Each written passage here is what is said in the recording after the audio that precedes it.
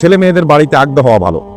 একদিকে এদিকে মসজিদে বিয়ে হওয়াকে ভালো মনে করে না, আমাদের এদিকে মেয়ের অনুমতি নিতে কাজী সাহেব যায়, সাথে আরো অনেকজন নন মাহরাম পুরুষ যায়। এটা কতটুকু শরীয়ত সম্মত? খুবই গর্হিত এবং নিকৃষ্ট কাজ এটা। মেয়ের অনুমতি নিতে কোনো কাজী সাহেবের যাওয়ার দরকার? মেয়ের অনুমতি, মেয়ের বাবা থাকতে আবার কিসের কাজে যাও? মেয়ের ভাই থাকতে আবার কিসের কাজে যাও? গায়ের মাহরাম মেয়ের সাথে দেখা করতেই পারবে না, জায়েজই হবে না। সেখানে আমাদের দেশে বেশিরভাগ বিয়েতে এই কাম করে যে কাজের সাথে আবার মানুষ একটা দুটা যায়, এগুলো ধরে বাইরে বাইনা পিঠে দেবো যদি জোর করে যেতে চায়। বুঝতে পারছেন কথা?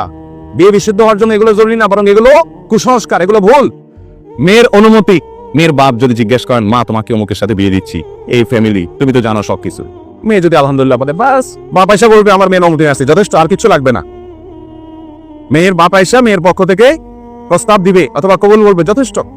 আলাদা লোক দরকার নাই এখানে দুজন যাওয়া, তাও আবার গায়রে মাহরাম। গায়রে মাহরাম তো যাওয়াই জায়েজ নাই, কাজী হিসাবে তো কোনো ঢোকারই পারমিশন নাই।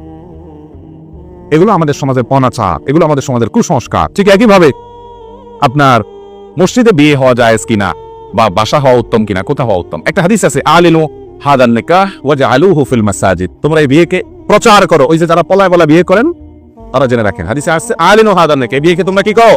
প্রচার করো। হাদিসের এই অংশ বিভিন্ন দ্বারা সাবেত, কিন্তু পরের অংশটা ওয়াজআলুহু ফিল মাসাজিদ, এটা নিয়ে মুহাদ্দিসরা অনেকে আপত্তি করেছে। অনেকে বলেছে এটা যায়িফ হাদিস, যে মসজিদে বিয়ে করো। যেন মসজিদে বিয়ে হলে হতে পারে, বাড়িতেও হতে পারে, এটাতে কোনো দোষের কিছু নাই। কিন্তু কোন কোন রেওয়ায়েত থেকে মসজিদে বিয়ের ব্যাপারে নির্দেশনা আসছে, কিন্তু সেই রেওয়ায়েতগুলো বিশুদ্ধতা নিয়ে প্রশ্ন তুলেছেন অনেক মুহাদ্দিসগণ। যার কারণে মসজিদে বিয়ে হতে হবে এমন কোনো কথা নাই, বাসা বাড়িতে বা যে কোনো জায়গায় আগ্রহ হতে পারে।